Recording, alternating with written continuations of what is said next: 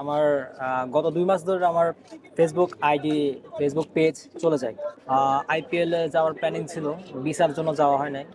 অনেক ভালো লাগে, ইন্ডিয়ানসরা আসলে লাইক করে, আহ, বাংলাদেশিরাও করে।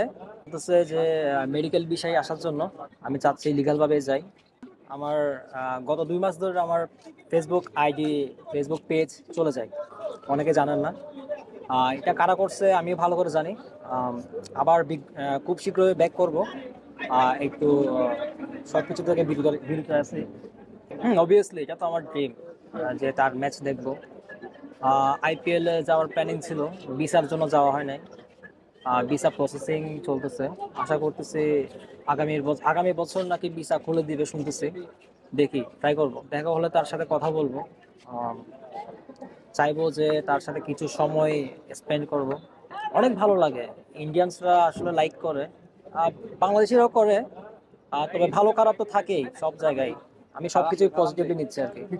কথা হয়েছে, এরা বলতেছে যে মেডিকেল বিষয়ে আসার জন্য।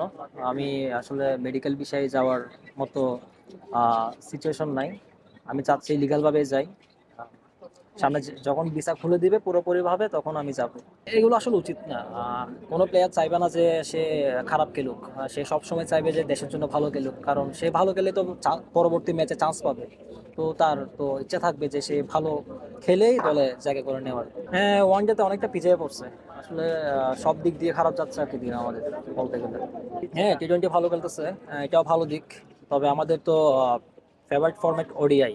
ওডিআইতে ভালো খেলেই তো আমরা বিশ্বকে চিনিয়েছি যে বাংলাদেশ ভালো খেলে।